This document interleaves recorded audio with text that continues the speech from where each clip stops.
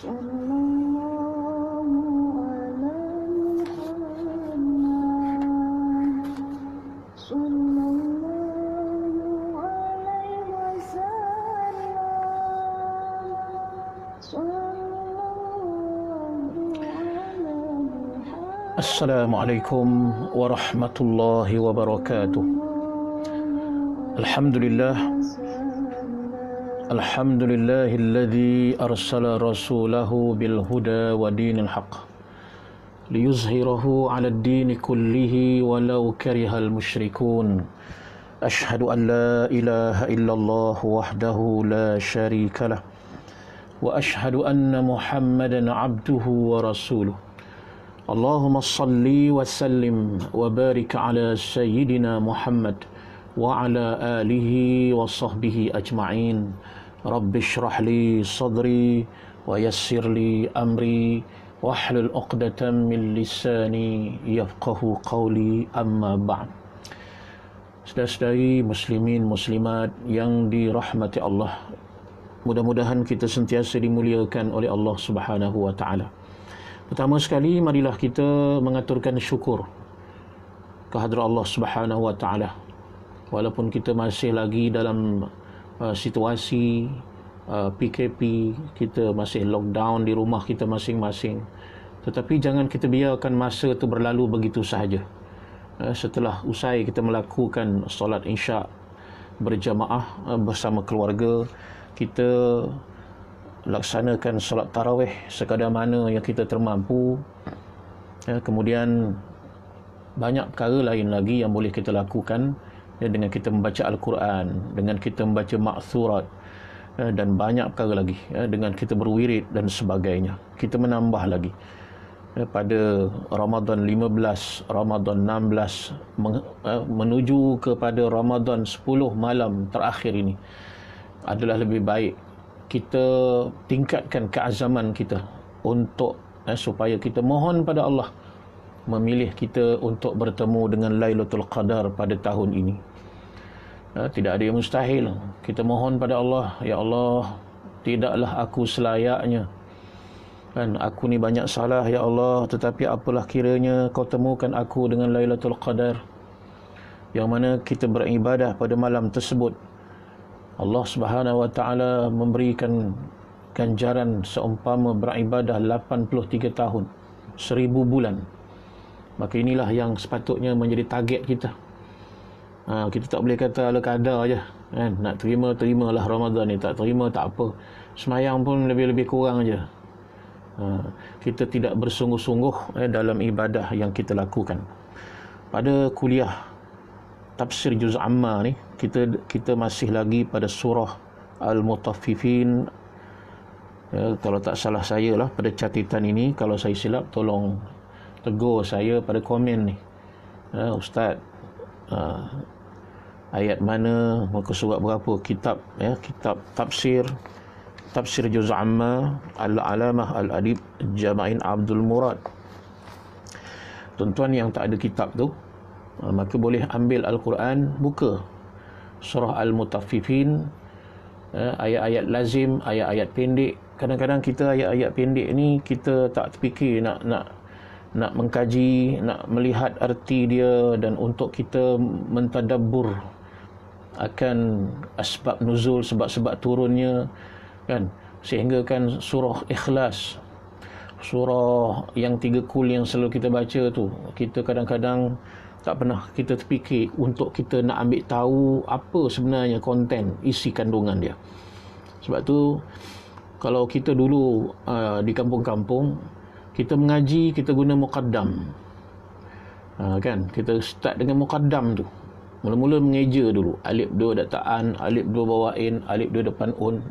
Tuan-tuan sempat tak tu ya? Saya sempat tu dulu masa kecil-kecil. Kemudian dah habis ejaan-ejaan tu, kita naik terus baca Fatihah, terus kita mulakan dengan Qul Wallahu Ahad, Qul A'udzu Birabbil Falaq, terus sampailah habis. Sampailah habis surah-surah pendek tu kita baca. Sedangkan itu juzuk yang ke-30. Sepatutnya kalau nak start mengaji ni juzuk 1 dulu. Tapi itulah orang tua-tua kita dulu dah tanam hal-hal tersebut. Jadi kita sepatutnya kita kena ambil tahu ayat-ayat pendek ni agak penting kerana kita selalu guna untuk bacaan dalam solat kita, kan. Kalau kita solat, imam dia akan, kalau tak baca ayat Quran yang panjang-panjang, dia akan pilih ayat-ayat yang pendek-pendek. Jadi apalah kiranya kita ruangkan masa kita ni, kesibukan-kesibukan kita ni, kita ambil tahu satu hari satu ayat, dua ayat pun jadilah. Kita ambil tahu makna dia. Jadi ini dah selalu saya berulang kali, sebab tu di masjid-masjid surau saya cuba bawa tafsir juz amma ni. Walaupun kadang-kadang nampak macam kurang sambutannya, tapi saya tak fikir soal sambutan ni. Yang saya fikirkan ialah kita boleh share bersama. Kita kena ambil tahu apa yang Allah Ta'ala sebut pada ayat-ayat yang pendek-pendek ni, ataupun kita sebut sebagai ayat-ayat makkiyah. Apa beza ayat makkiyah dan ayat madaniyah ni, apa beza dia? Jadi kita ruangkan masa kita untuk ambil tahu. Pada hari ini kita dah sampai pada surah Al-Mutaffifin, ya. Saya selalu menyampaikan di Masjid Medan Tok Sira, Kuantan, pada Jumaat minggu yang kedua. Tapi bagi kita yang tak ada kitab ni, kita mustami'in ajalah, kita dengar, kita ambil manfaat daripada tafsir surah-surah pendek ini. Jadi kita pergi terus langsung kepada ayat yang ke-22 surah Al-Mutaffifin, ayat yang ke-22 surah Al-Mutaffifin. Ayatnya berbunyi, a'udzubillahi minasyaitonirrajim, innal abrara lafi na'im. Tuan-tuan buka ayat yang ke-22 surah Al-Mutaffifin. Innal abrara lafi na'im. Jadi saya walaupun menyampaikan tafsir yang saya ambil daripada beberapa tafsir para ulama mufassirin, ya, seperti Ibnu Katsir, saya rujuk dulu. Rujuk Ibnu Katsir, kemudian ada tafsir fi Zilal Quran, Syekh Qutb kita rujuk sikit. Kemudian ada tafsir yang paling mudah sekali, tafsir Al-Azhar Profesor Hamka. Jadi kita combinekan apa pandangan para ulama tafsir, lalu kita sampaikan. Jadi tuan-tuan, sekadar itu sahajalah yang termampu. Saya sendiri tak mampu nak mentafsirkan Quran, melainkan kita bawa beberapa pandangan para ulama mufassir, ahli-ahli tafsir yang hebat-hebat di kalangan para sahabat radhiyallahu anhum ajma'in. Jadi tuan-tuan, pertama sekali betulkan bacaan kita. Ini penting. Sebab tidak mustahil orang yang dah berumur 80 tahun, 90 tahun masih salah-salah bacaan dia. Fatihah pun masih belum disemak betul tak betulnya.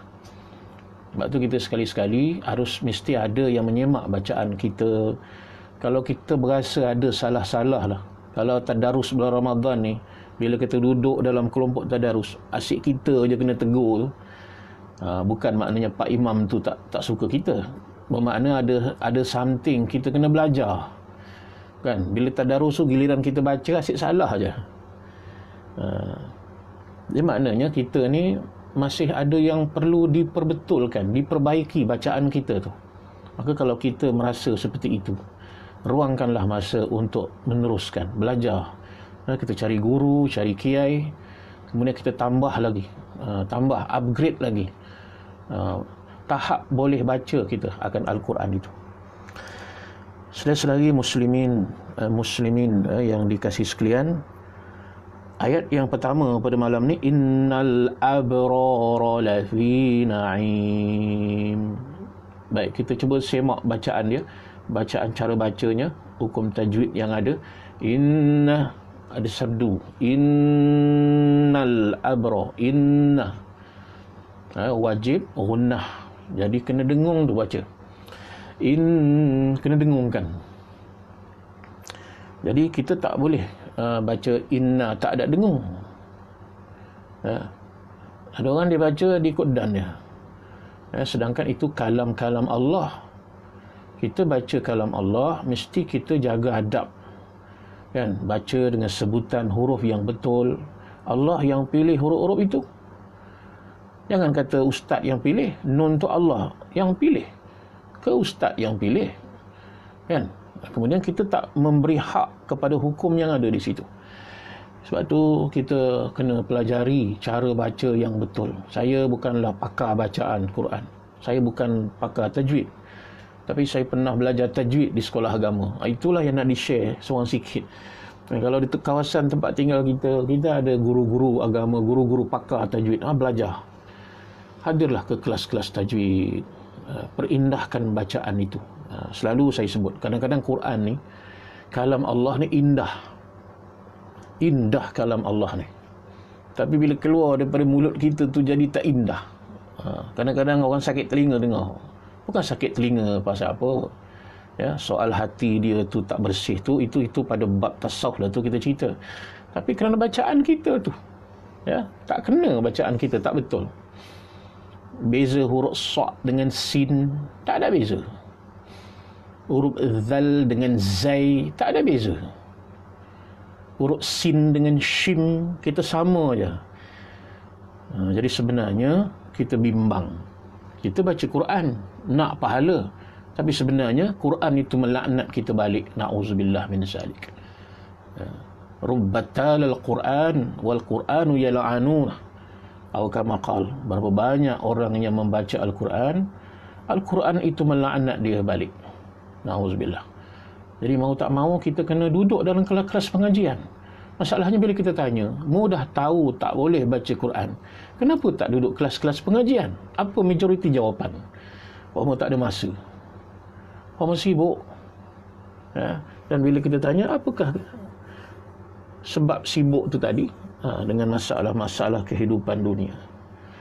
Muslimin muslimat yang dikasihi sekalian, kita betulkan bacaan innal abrara, qalqalah surah, ra panjangkan, panjangkan ra, abra jadi mad asli 2 harakat. Ni panjang pendek pun kadang-kadang masih tak betul lagi.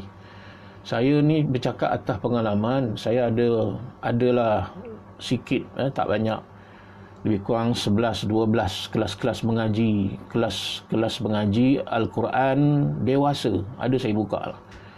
Peserta pun tak ramai lah, lebih kurang dalam 100 lebih saja. Jadi yang datang mengaji ni biasanya yang veteran, warga emas. Jadi kita nak kenal pasti kesalahan bacaan mereka banyak sangat. Walaupun umur kita dah ada yang dah 75 tahun, beza antara huruf sa' dengan sin sama aja. Sirata dengan sirata sama. Jadi macam mana dengan bacaan surah Al-Muluk kita sebelum tidur selama ni? Macam mana dengan bacaan surah Yasin kita selama ni? Alah ustaz, yang penting kan Allah tahu kita ni orang Melayu, memang tak boleh jadi Arabnya. Itulah alasan kita. Kita bangga sangat bila buat salah, kita kata kita bangsa, kita bawa bangsa Melayu. Bangga dengan salahnya bangsa kita. Sepatutnya kita bangga kalau bangsa kita buat benda yang betul. Saudara-saudari muslimin muslimat sekalian, mari kita perbetulkan, perkemaskan bacaan kita. Ya. Jadi innal kalau surah ra panjangkan jadi mad asli, abrara la fi panjangkan sikit mad asli, na'im panjangkan na'im mad arid li sukun.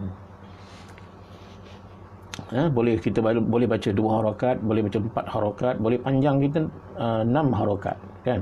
Kalau saya salah tolong tegur di komen ya, kan? Ustaz bila mengajar ni nampak betul semua. Kita insan, kadang-kadang buat silap juga. Tegur, mudah-mudahan teguran-teguran yang membina. Muslimin muslimat yang dikasihi sekalian, kita berbetulkan bacaannya. La fi na'im, la fi itu panjangkan sikit 2 harakat. Innal abrara lafi na'im, panjangkan. Baik, apa makna Yang kedua kita tengok makna Melayunya. Innal abrara, sesungguhnya, sesungguhnya abror, orang-orang yang abror. Sebelum ni kita dah kupas panjang siapa dia golongan abror ni. Orang yang bolehlah kita katakan orang yang baik-baik, orang yang soleh-soleh. Sesungguhnya orang-orang yang abror, yang buat baik, yang taat benar-benar kepada Allah.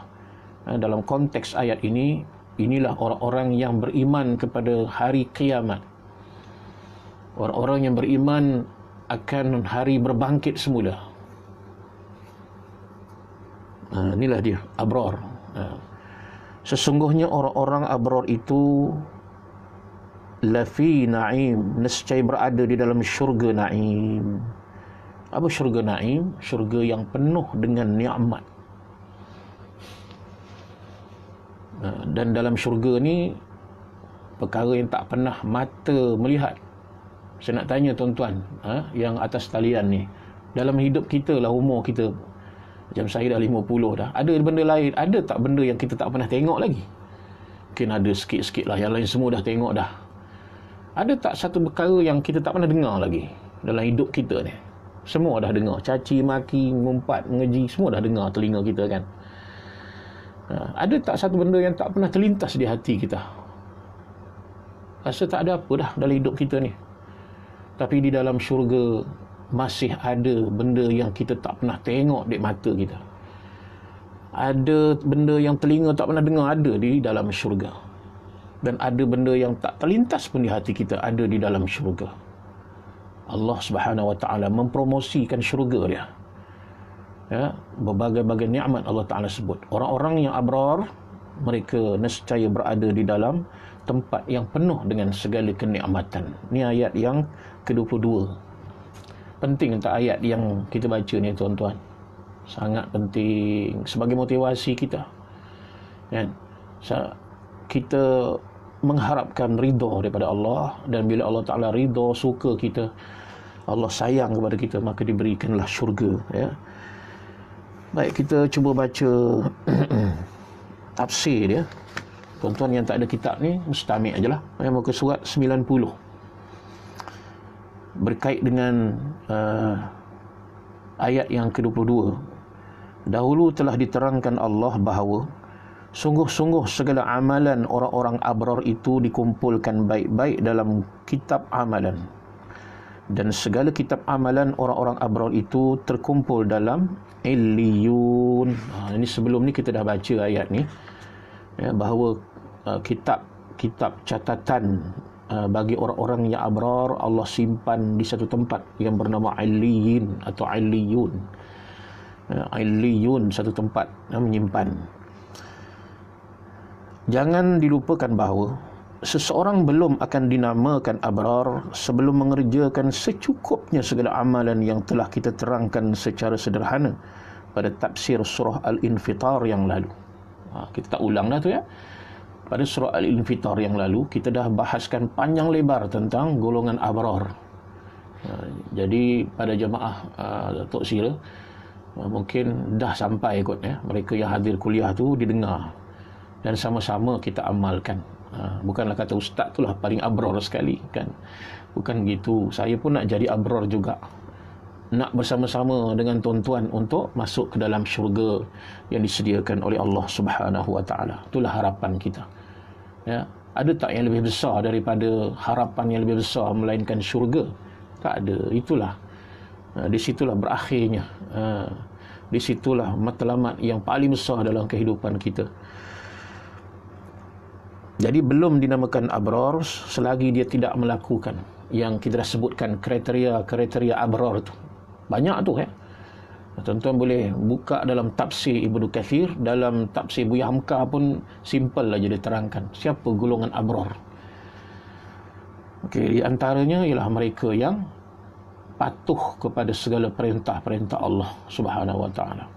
Ya, perintah Allah ada dua, yang disuruh, yang dilarang. Apa yang Allah Ta'ala suruh, dia akan buat tanpa banyak cakap. Sami'na wa ata'na. Mana mampu dibuat, ya. Kalau tak mampu beransur-ansur, dia melakukan ke arah kesempurnaan. Dan mana yang dilarang, totally tinggalkan terus apa yang dilarang oleh Allah Subhanahu wa taala. Atau bila tiba-tiba tergelincir, ya, terbuat juga dalam keadaan menyesal dan insaf, dia segera bertaubat kepada Allah Subhanahu wa taala. Pada beberapa ayat di sini, mulai dari ayat 22 sampai ayat 28, Allah menerangkan apa-apa yang akan diperolehi oleh orang-orang abrar itu di akhirat. Allah terangkan apa yang mereka akan dapat di akhirat nanti. Siapa golongan abrar? Kitalah, kita. Dan apa yang mereka akan dapat? Maka Allah Ta'ala menyebutkan tentang balasan-balasan yang Allah Ta'ala berikan di atas perbuatan dan amalan semasa mereka hidup di dunia, iaitu pada ayat 22. Ni ayat yang kita baca ni. Innal abrara lafi na'im.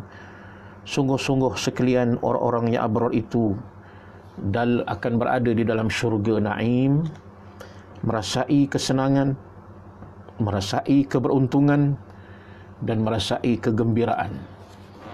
Di dunia ni pun kita dah gembira lah. Kadang-kadang kita rasa gembira sangat, kan? Perasaan gembira tu kalau kita betul-betul dapat sesuatu yang kita nak tu, kita rasa gembira. Cuba tengok orang gembira, ya. Kadang-kadang sampai mengalir air mata tu, gembira, kan? Sampai kadang-kadang nak tidur malam pun susah sebab terlampau, kata orang, excited lah, terlampau gembira. Cuba kita bayangkan dalam syurga, lebih berganda-ganda lagi, ya, perasaan kegembiraan itu. Masya Allah, Allahu Akbar. Jadi tuan-tuan, ini promosi ni. Walaupun Allah Ta'ala begitu banyak promosi tentang syurga, tapi kita boleh lihat di persekitaran realitinya, orang tak berapa bekerja untuk mendapatkan tawaran-tawaran daripada Allah Subhanahu wa Ta'ala. Ini yang sangat-sangat menyedihkan, kan? Contoh hari Jumaat ni, barang siapa yang membaca surah Kahfi pada hari Jumaat, maka di antara Jumaat ke Jumaat yang akan datang, ya, Allah memberikan cahaya ke dalam kehidupan. Ya, Allah dah sebut dah, tawaran-tawaran banyak. Barang siapa yang sebelum tidurnya membaca surah Al-Mulk, kalaulah dia meninggal pada malam itu, maka diangkat akan azab kubur. Banyak tawaran yang Allah Ta'ala beri, tetapi manusia tidak menghiraukan tawaran-tawaran tersebut. Kita yang dengar ni, ambillah tawaran-tawaran Allah ni, insya-Allah. Mudah-mudahan kita istiqamah. Jadi pada ayat yang ke-22, sesungguhnya sekalian orang-orang abrar itu di dalam syurga Naim, dan mereka di dalam syurga itu hidup dalam keadaan yang senang, dalam keadaan yang beruntung, sikit pun tak ada problem, ya. Tak ada masalah, duduk dalam syurga, tak pernah sakit, tak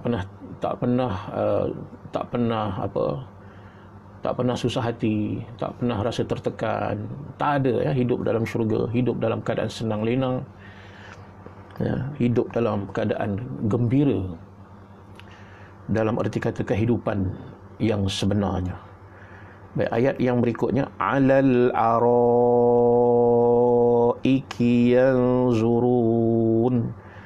Alal araiki, araiki, mad wajib, muttasil tu, ya. Jadi perlu kepada panjang tu 4 atau 5 harakat ni. Kalau saya salah tolong baikilah. Alal ara, panjangkan, wajib mutasil. Yanzurun, ikhfa nun mati bertemu za. Kita ingat balik ikhfa. Huruf za tu tebal sikit, berbeza dengan huruf zai, berbeza dengan huruf zal. Yanzurun, mad harif disukun seperti tadi juga, 2, 4 atau 6 harakat. Apa makna alal araiki yanzurun? Di atas tempat yang dihiasi, di atas tempat yang berhias. Mereka itu duduk di atas tempat-tempat yang penuh dengan perhiasan-perhiasan.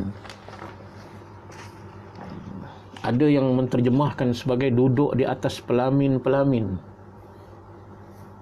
Di atas pelamin-pelamin. Cuba kita bayangkan pengantin-pengantin yang duduk di atas pelamin tu, apa yang dibuat.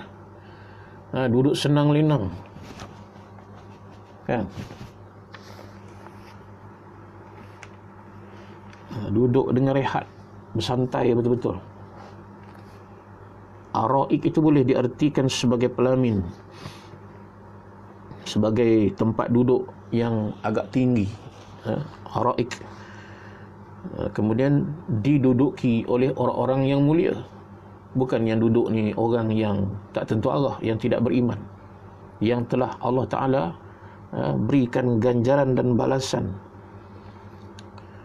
Duduk sebagaimana pengantin, duduk di atas mahligai. Kita tengok raja-raja dulu-dulu duduk di atas singgah sana dia, itu disebut araik. Duduk di atas takhta dia, seperti seorang raja yang duduk bersemayam di atas singgah sananya. Alal araqi yanzurun.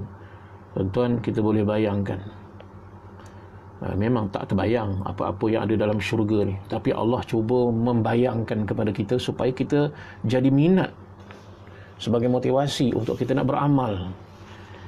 Jadi tak salah kita beramal untuk kita mengejarkan ganjaran-ganjaran yang disediakan oleh Allah Subhanahu wa taala. Muslimin, muslimat, saudara-saudariku yang dikasihi sekalian, saya ingat pada 2 ayat ya. Lama dah kita ya. 2 ayat dia. Biasa kalau di masjid saya akan bawa sampai 30 minit lewat masuk isyak dah. Jadi mudah-mudahan kita sambung lagi nanti insya-Allah ya.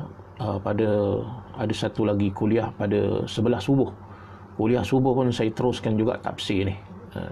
Dan kita lihat ada sambutan kepada peminat-peminat. Yang tak minat tu ramai jugalah ya. Tetapi yang meminati, yang memahami, mereka terus istiqamah kan. Bila kuliah nak mula je ambil Quran masing-masing. Ada yang cari kitab dah. Istiqamah. Ihtimam dengan hal-hal yang berkaitan dengan soal keimanan kepada Allah Subhanahu wa taala.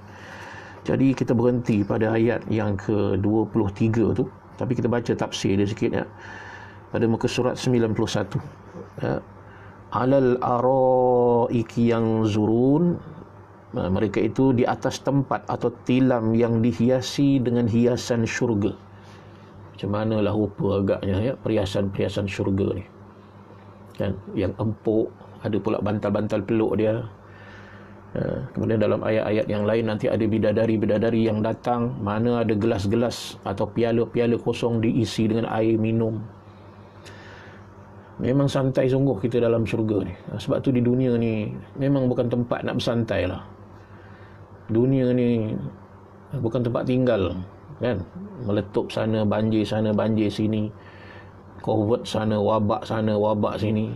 Dunia ni nak menceritakan pada kita memang tak sesuai untuk tempat tinggal. Hanya sesuai jadi tempat meninggal saja.